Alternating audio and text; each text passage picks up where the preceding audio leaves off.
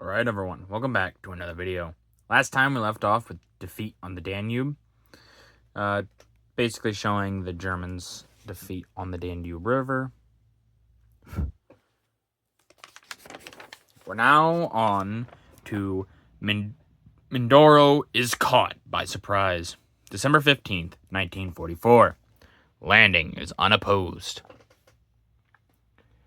On the morning of December 15th, General MacArthur caught the Japs off guard at Mindoro in the Philippines, landing his assault troops without the loss of a man after convoying them 600 miles, almost always in sight of enemy land bases.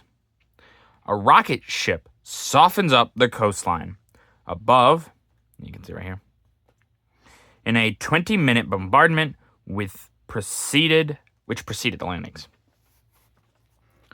Yeah, so they're going to soften up the landings there.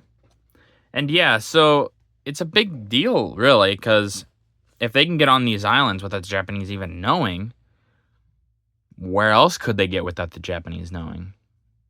They could get in a lot of places, including Japan, theoretically, obviously.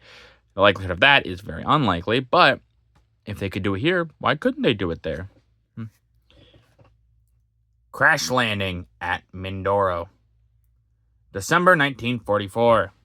The pilot walks away unhurt. Shaky but unharmed, this fighter pilot walks away from his P-38 after being shot out of the sky by a Jap Zero over Mindoro Island. In the picture below, our ground troops march through San Jose as the natives smile their greetings. Yeah, so this was obviously taken after. So what probably happened is this is a staged picture. So they had him go back, or they had someone else that's pretending to be him do this. They did this a lot because, like, more than likely this did happen. But it's hard to guarantee you got the picture. So you have to show people, hey, this is stuff that happened to our men. And they would do this. And yeah, many of these people, they were happy to see the Americans because they're back, they're coming to help us. Now, did we still do pretty awful things to them? Of course. But at the time, these people were happier to be out of Japanese control.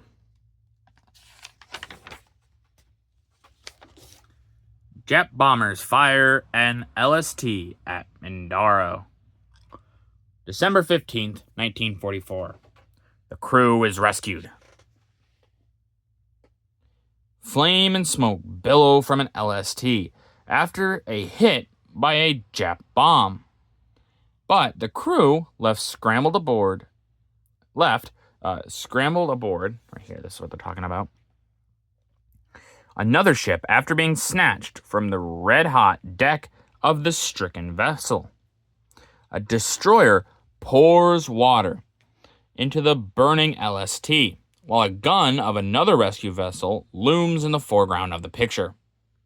Although the actual landings were made without casualties, the naval force suffered from repeated bombings made by Jap land-based bombers along the route of the convoy through the Surigao Strait, past Mindoro, Cebu, and Palawan.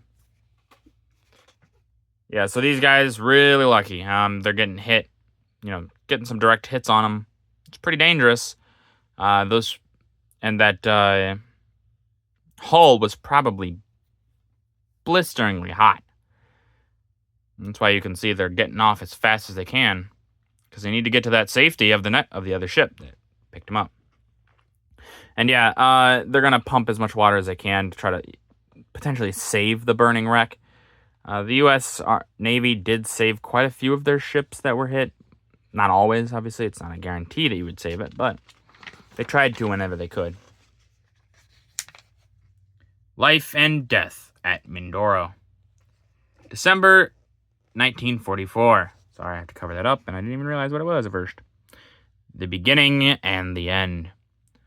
When a Filipino woman is brought to this LST's sickbay after the invasion of Mindoro, the ship's doctors were able to deliver her baby girl, but they could not save a blue jacket who was injured when his ship was bombed by the Japanese, and the crew sadly buries him at sea.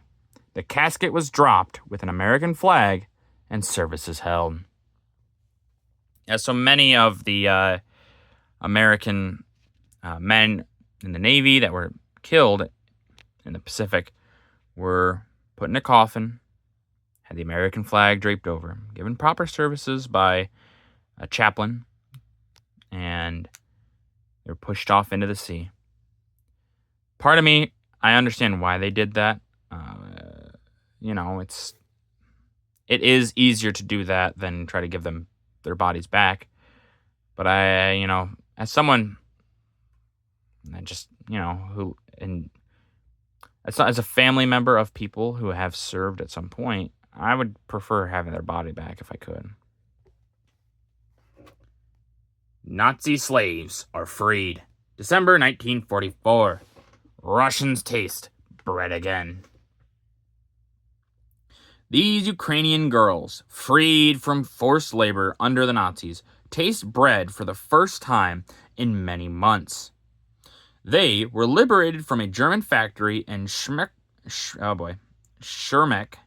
by United States 6th Army troops, clearing the Vosges Mountain. At the right, freed prisoners carry a dead comrade from a German prisoner of war camp, which was captured by Americans at Sarreguemines, France. That word there. Sorry, French name, not the best with them. Among the 1,000 men in the camp were Russians, Italians, Poles, and Frenchmen.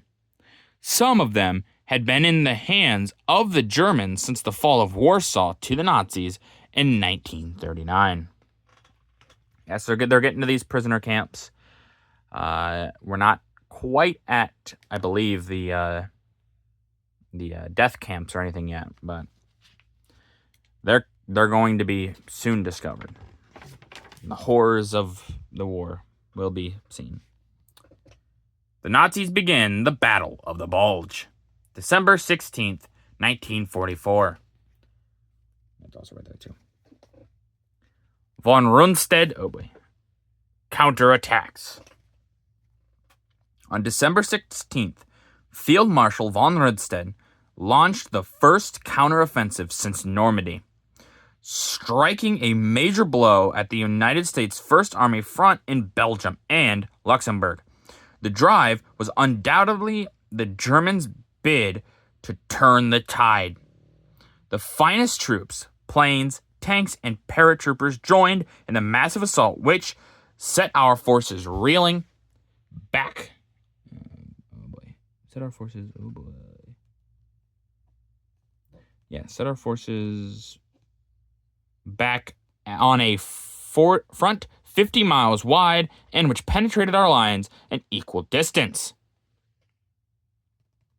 These captured pictures show an enemy file going past an abandoned American Jeep. So right there's the abandoned Jeep. And remnants of an American supply train. Right there. Are examined by German soldiers.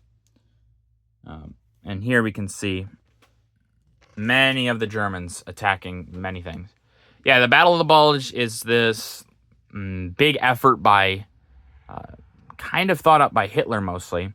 And the idea is to recreate what they did in 1940, I believe, when they attacked the French initially. So the idea is to drive a gap between the lines. I'm using my hands kind of. But drive a gap between the lines and kick the Allies back into the sea somewhat, and then kind of clear up everything else and turn everything back to the Soviets. Now, Did the Battle of the Bulge actually make a big difference? The answer is no. Obviously, the Germans still lose.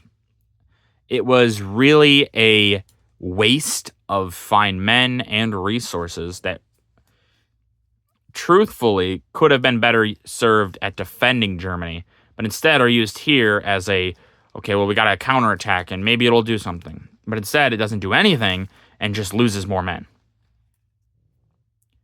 With that, that's going to do it for this video. If you guys liked the video, leave a like.